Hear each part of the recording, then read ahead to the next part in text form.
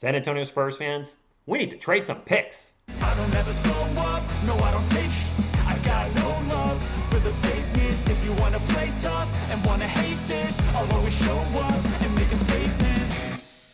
What is up, San Antonio Spurs fans? Welcome to TSR Sports. I did a video last night about some potential players we could take a look at in the second round, and a lot of you commented, TSR, we have so many draft picks. You know what? We should really try to get higher picks in this draft, the draft that's so deep. TSR, we can't draft all these guys. We're not going to have enough room on the roster. And you know what? Did a little research.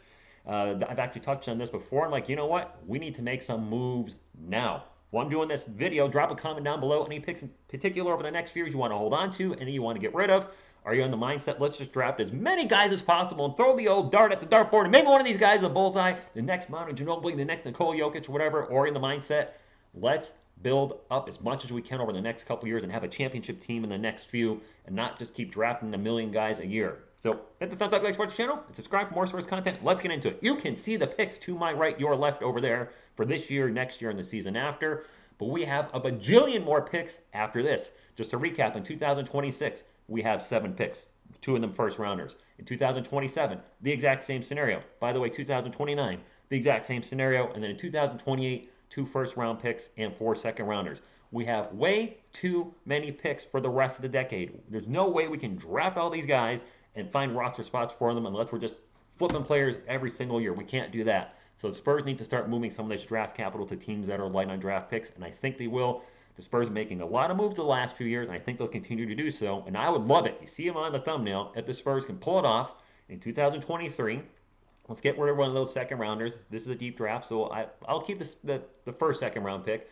Obviously, we're keeping our first round pick, and we know we're taking. But if we can get another pick in the first round, it would probably have to be a lottery pick, but if we can get a point guard, which is what we agree, a position that we need some help in, could we get a Cason Wallace, an Anthony Black, or Jalen Hood-Schifino?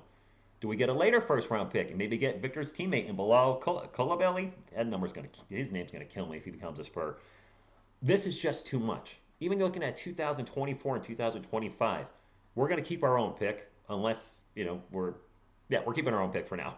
That Hornets first round pick that's lottery protected, I would like to get rid of that and get something for it if we can.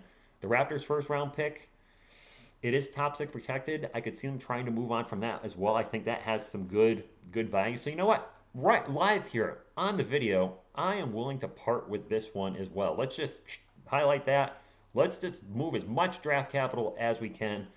I think the goal here, or at least my goal, is can we get another first round pick and maybe a lottery pick in this year's draft? This draft is so deep. From doing some research as we progress down the line over these next years, the draft prospects kind of taper down a little bit. So I think this is the year to do it. So you know what? Let's see if we can get another first round pick this year. And that didn't highlight. Dang it, I'm telling you, when you try to do stuff live on stream, come on, highlight pen, don't do this to me. Don't do this to me. There we go. All right, OCD over. It's now highlighted. So you know what? Let's trade everything but our first round pick for 2024. And then we roll to 2025. The Hawks picks are the ones I'm a little kind of on the fence with because they look like, on paper, they should be a perennial playoff team with their roster. But if Trae Young leaves Atlanta, or if DeJounte Murray doesn't stay in Atlanta, or if both leave, then that might just be a total blow it up.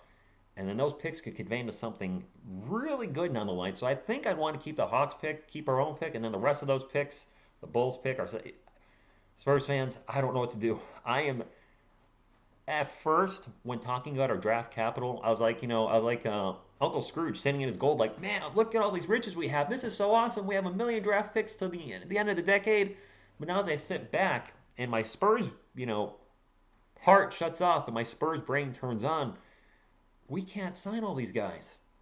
Yes, the NBA gave everybody another 2-way contract. If you're not familiar, I believe the roster is now, correct me if I'm wrong, and I know you will, 15 players on contract and then 3 players on a 2-way contract, which means they play sometime in the NBA, sometime in the G League, and they can't play over so many games in the NBA. I don't know the number off the top of my head. Is it like 41, like a half a season? So that's 18 roster spots. Well, if you're drafting 3 to 5 to 7 players a year, that math just isn't going to work. And I don't want to, there's no way we're going to have that kind of turnover every year where the Spurs are getting rid of 5, 6, or 7 guys to bring 5, 6, 7 guys in. That just doesn't make sense. So I'm really curious to see what's going to happen. What is Pop in the front office going to do this year, next year, the years moving forward to take all this draft capital and convey it into something more? Get these picks out, trade them, maybe package deals where you have a player with this pick and this pick.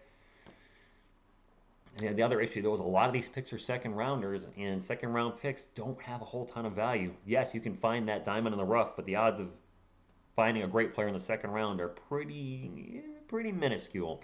So, short video today, Spurs fans. I really want to hear from you guys. I've enjoyed talking with you, and the draft seems to be something you're really passionate about. You all have very different opinions on which player that we should go after Wemby, if it's a late first round pick, if it's a second round pick, and I do value those. I read every comment. I really do. I might not reply to everyone because, quite frankly, it's impossible for me to reply to every comment now. But I do read every comment.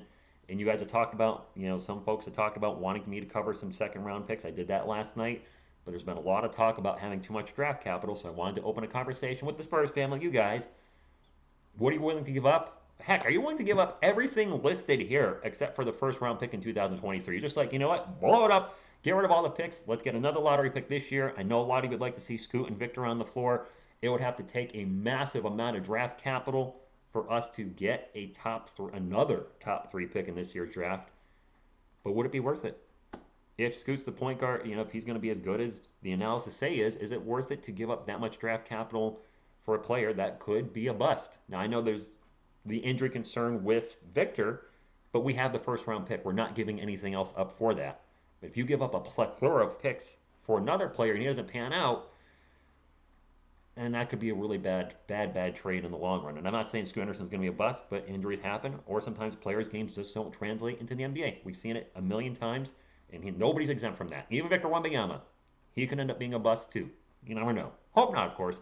That's all I got, Spurs fans. I appreciate all your support, and turn the mics down. Turn the earphones down. I'm going to warn you now. Earphones down. Go Spurs, go! And when I feel like this, I'm immortal. When I feel like this, I'm immortal.